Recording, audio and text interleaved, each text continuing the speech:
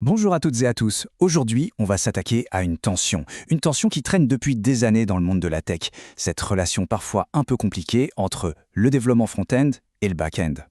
Allez, on commence direct avec cette affirmation.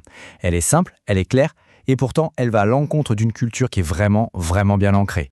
Et voilà le cœur du problème, cette espèce de classement non dit qu'on ressent dans beaucoup d'équipes et qui place certaines compétences au-dessus des autres sans jamais vraiment expliquer pourquoi. Ah, cette idée, elle a la vie dure, hein. L'idée que le travail sérieux, le vrai boulot d'ingénieur, c'est dans les profondeurs du serveur et que l'interface, c'est juste une petite couche des peintures par-dessus. On va voir ensemble pourquoi c'est complètement faux. Et c'est ça, le point crucial. Ce n'est pas juste une vision un peu vieillotte, non, c'est une erreur de fond sur la manière même de comprendre ce qu'est l'ingénierie logicielle aujourd'hui. Bon, pour déconstruire cette hiérarchie, il faut qu'on change notre angle de vue. Et pour ça, il y a une analogie que je trouve particulièrement parlante. Prenons cet exemple. Sérieusement, est-ce qu'on a déjà entendu quelqu'un dire qu'un cardiologue est supérieur à un ophtalmologue? Bien sûr que non, ce serait absurde. Ce sont deux spécialités, toutes les deux hyper complexes, qui font partie du même domaine, la médecine. Eh bien, c'est exactement la même logique pour le développement logiciel. Le front-end et le back-end, ce ne sont pas des marches sur une échelle de valeur. Ce sont deux domaines d'ingénierie bien distincts, chacun avec ses propres défis, ses propres complexités. Allez, plongeons un peu dans le détail du front-end juste pour bien comprendre pourquoi le réduire à un simple vernis est une énorme erreur d'appréciation. Parce que voilà, quand on dit le front-end, on simplifie à l'extrême. En réalité, c'est un système qui est composé de plusieurs disciplines et chacune, croyez-moi, est une forme d'ingénierie à part entière. D'abord, l'HTML. Ce n'est pas juste des balises pour mettre du texte en page. C'est une discipline super rigoureuse qui consiste à structurer l'information, à lui donner du sens. C'est la fondation. Si l'HTML est mal fait, tout le reste de la maison sera bancal. Ensuite, le CSS. Ah, le CSS. Souvent, on le résume à mettre des couleurs. Mais dans les applications modernes, c'est une véritable ingénierie des contraintes visuelles. Ça demande une vraie vision d'architecte pour créer des systèmes maintenables et performants. Et bien sûr, il y a le JavaScript côté front. Alors là, sa complexité est unique. Il doit jongler avec le temps, avec les interactions humaines qui sont imprévisibles, avec les aléas du réseau. C'est l'ingénierie du comportement, dans un environnement où tout peut arriver, à n'importe quel moment.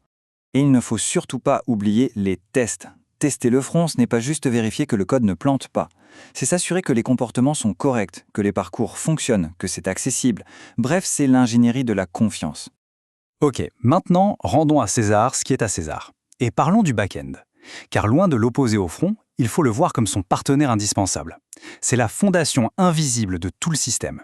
Regardez, ça résume parfaitement cette symbiose. D'un côté, on a l'art de rendre la complexité compréhensible, humaine. De l'autre, on a l'ingénierie, qui assure que tout ça est robuste, cohérent. L'un ne peut tout simplement pas fonctionner sans l'autre. C'est aussi simple que ça. Et c'est vraiment ça le message clé.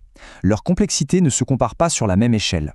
L'un gère la complexité du chaos de l'interaction humaine et l'autre la complexité de la logique des données et du système. Deux défis différents, mais de même valeur. Bon, mais alors, si les deux domaines sont si essentiels, pourquoi est-ce que cette hiérarchie existe encore? La réponse, en fait, elle n'est pas technique, elle est purement culturelle.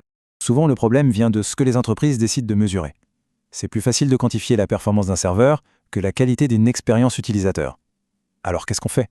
On valorise ce qui est simple à chiffrer, au détriment de ce qui est ressenti. Et le résultat, c'est qu'une expertise critique est complètement sous-évaluée.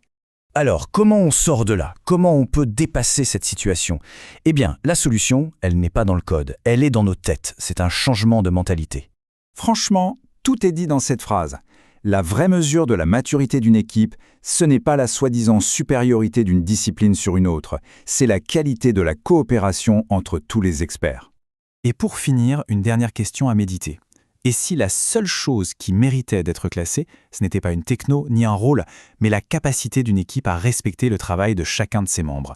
C'est peut-être ça, au fond, le véritable signe de l'excellence. Merci beaucoup.